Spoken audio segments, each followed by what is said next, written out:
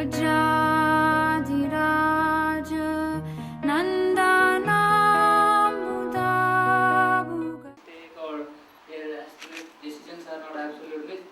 I have no problem. I'm just for the sake of my qualification. I'm asking. Okay, see, I wouldn't say that that's a mistake. It's like if that's the best you have, you use the best you have. To the best of your knowledge, to the best of your sincerity, to the best of your options, that's what you have, what you use. Say Krishna forbids, this ceiling collapses. And you all go back home back to God and I go to hell. Okay? Say this happen. Now, is it a mistake we're having a course here? The organizers, to the best of their knowledge, they chose a place in full sincerity to serve the devotees, to serve the purpose. You follow? And to the best of their knowledge, this house is solid, is safe, and everything. Now, if something happens to the house, which and this was really the best we could arrange, okay? And then if something happens, you cannot say, he made a mistake. He gave special services to devotees, which he handpicked, those 12 devotees in 1970, were the best performing devotees in 1970.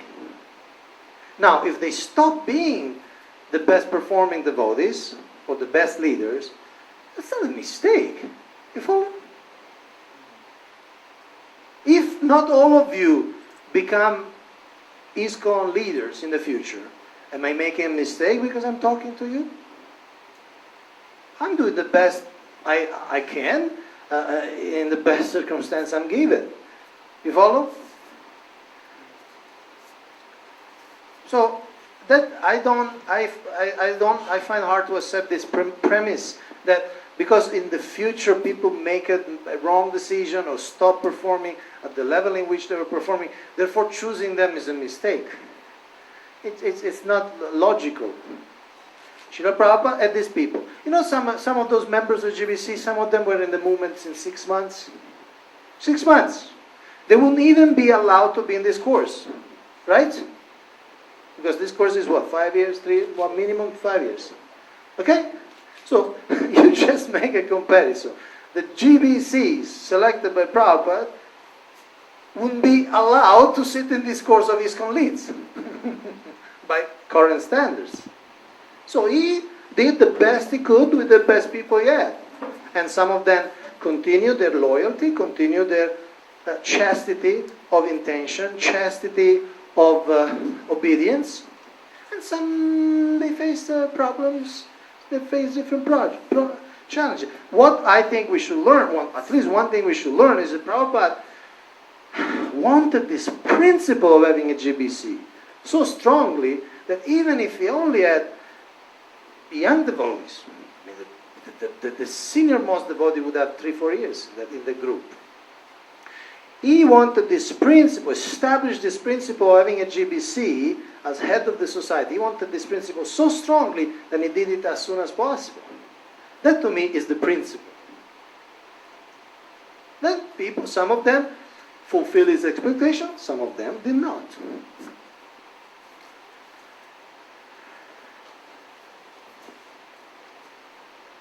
Do you resonate with this answer?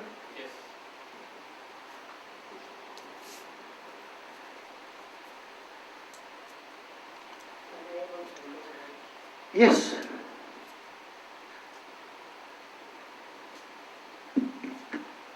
His Holiness Giriraj Swami Maharaj asked this question to Srila Prabhupada, that some GBCs fallen down, and he thought that these GBCs are the best exemplary persons selected by Prabhupada. And Prabhupada answered, the Guru puts the person in best of their capacity, but even misuses this freedom. We always have marginal potency. He told that we are always marginal potency. And we always have our free will. Every day we can choose to follow or to deviate. Okay, now let's take a break. Okay? You like a solid 15 minutes break? You wanted more? Huh? 15 minutes.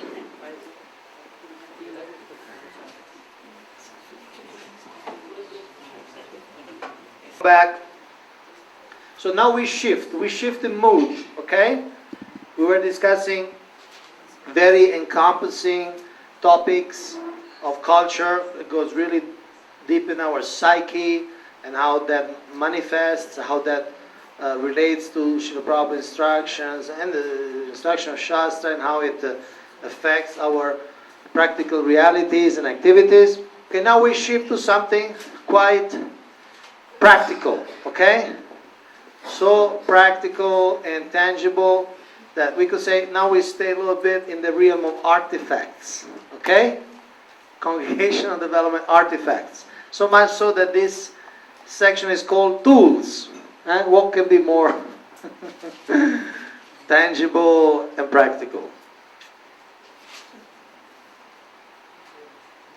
Hand fork, towel, small hand cultivator, weeder, gardening gloves. We continue with that analogy. Yesterday we were working on this analogy of the building a community with the land, now preparing the ground and so on and so forth. So we shift back to that. Okay. Independently from the shape of your garden, some tools are useful for preparing the ground and helping the plants grow. You may have a certain master plan, how you see your congregation, a style groups, a system you have in mind. But independently from what's your design of your garden, still some tools can always be used. Okay?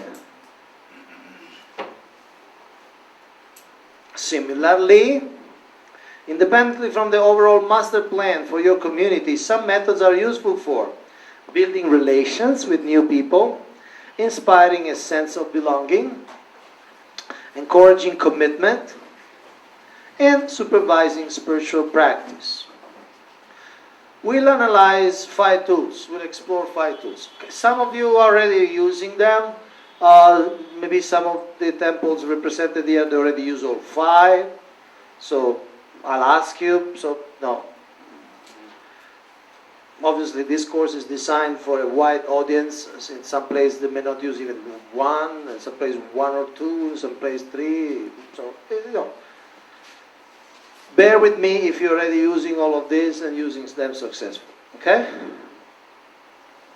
We'll look at the Damodar program, the Shatakuti program, the sadhana charts, the each one teach one, and the Shiksha program.